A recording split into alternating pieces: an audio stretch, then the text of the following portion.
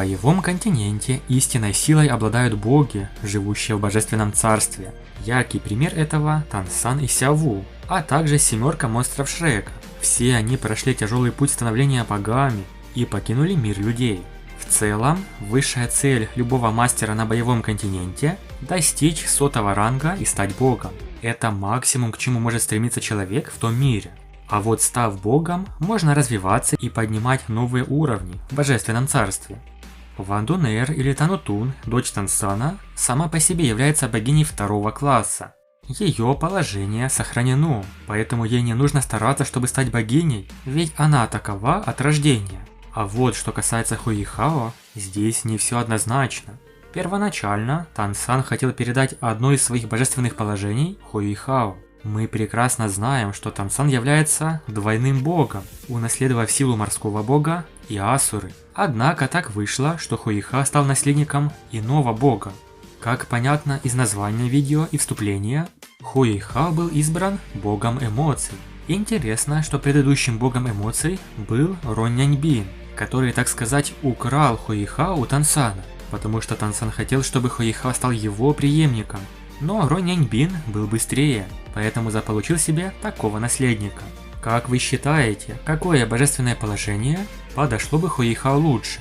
Бог эмоций – это первоначально бог 1-го класса, однако в дальнейшем был улучшен Хуихао до бога короля. Он обладает способностью контролировать множество эмоций – счастье, гнев, печаль, любовь, зло, ненависть и другие. В мире людей всегда существует изобилие встреч и расставаний, а также как положительные, так и отрицательные эмоции. Сила, которой управляет бог эмоций, это сила самих эмоций. Он способен контролировать их. Поскольку эта сила тесно связана со способностями богини доброты и бога зла, бог эмоций был сильнее, чем обычный бог 1-го класса, еще когда сам был богом 1-го класса. Хуэйхао обладает просто поразительной ментальной и духовной силой, а эмоции считались частью ментальной силы, но в то же время не были равноценными. Их можно было считать необъяснимой силой загадочного происхождения. В прошлом наиболее важной причиной того, что его 3 предельных навыка являлись такими мощными, было то, что они содержали его сильные эмоции. Еще до встречи с самим богом эмоций, Хуэйхао понял, что его эмоции могут увеличить силу созданных им боевых техник, а это означает, что он сможет объединить свои эмоции в другие боевые умения. Но потом Хуэйхао встретился с самим богом эмоций и многое понял. Давайте рассмотрим это интересное событие, ведь по сути это в корне изменило жизнь Хуэйхао. Находясь с Танутун в павильоне морского бога, Хуэйхао внезапно ощутил, как его истинная душа, оставляя его физическую оболочку без сопровождения ментальной энергии, покинула тело. Человеческая душа была крайне уязвимой, а вне тела она постепенно рассеивалась, но вокруг его сущности был слабый белый свет, который защищал ее от распада. Находясь вне своего тела, Хуэйхао мог видеть себя и Танутун, сидящих друг напротив друга. В процессе совершенствования он ясно ощущал потоки их духовной и ментальной энергии, а также их эмоции. Он попытался вернуться в тело, но обнаружил, что не может двигаться. В следующий миг странная сила возникла в пространстве и, не оставляя выбора, вырвала его душу из павильона морского бога. Его разум не переставал анализировать ситуацию. Это явно не было результатом его собственного совершенствования, ведь он не контролировал этот процесс. Кто-то другой вмешался и заставил его душу покинуть тело. Естественно, Хуэйхао сразу же подумал о предельном титулованном 99-го ранга, ведь со способностями Хуэйхао никто другой не смог бы провернуть подобное. Хуэйхао считал, что единственная возможность – это вмешательство пикового титулованного, причем не обычного, а обладающего духовным атрибутом, чья сила превосходила даже бога зверей. Однако его размышления прервал голос, сообщив ему, что все его предположения ошибочны.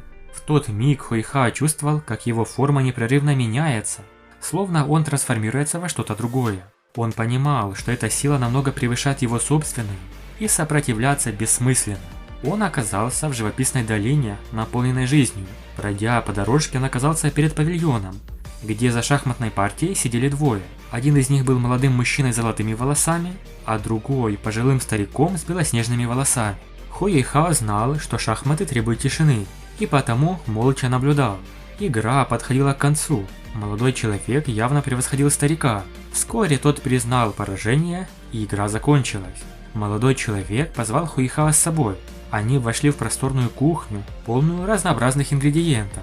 Молодой человек взял нож и начал демонстрировать потрясающее мастерство кулинарии. А ведь это логично, ведь Рон Няньбин, предыдущий бог эмоций, это волшебный повар льда и пламени из другого аниме этого автора. Все эти миры связаны, поскольку являются частью одной большой вселенной. И это так же, как с некромантом Электролюксом из произведения «Трон, отмеченный богом». Он ведь был важным героем и в боевом континенте 2. Хуэйхао поразился умением молодого человека, ведь его навыки владения ножом были за гранью этого мира. Хуэйхао практически выпалил, как сильно он хотел этому научиться, на что тот ответил, что его требование простое. Если Хуэйхао хочет изучить эту технику резьбы, то должен унаследовать его божественное место. Как хитро и в то же время со вкусом подошел Рон Няньбин к теме божественного наследия. Хочешь научиться моим техникам? Стань моим преемником. Хуэйхао, конечно же, удивился слову «божественное место». Теперь до него дошло, что человек перед ним – это на самом деле бог. Неудивительно, что ему так легко удалось похитить его душу и привести в это место. Может ли это быть миром богов? Значит, боги действительно существуют? В этот самый момент Хуэйхао почувствовал шквал эмоций. У него было так много вопросов в голове. Все это время, несмотря на то, что его целью было получить божественное положение и помочь своим духовным душам перейти в другой мир, глубоко внутри он всегда сомневался в существовании богов. Но в этот самый момент перед ним стоял настоящий бог, а он сам, точнее его душа, была поднята в божественное царство. Рон Няньбин похвалил Хуэйхао, ведь на самом деле, благодаря своему совершенствованию и медитациям, он уже давно сильно приблизился к тому, чтобы стать богом. Однако, чтобы по-настоящему превзойти свою смертность и стать богом, все еще предстоит преодолеть множество испытаний. Как вы понимаете, далее следует крайне интересный разговор между Рон Няньбином, богом эмоций, и Хуэйхао. Божественное царство – это уровень существования, где люди достигают совершенства, приближенного к чистым природным элементам. По мере роста их понимания великого дава небес и земли, они получают возможность войти в это пространство, наполненное чистейшими энергиями.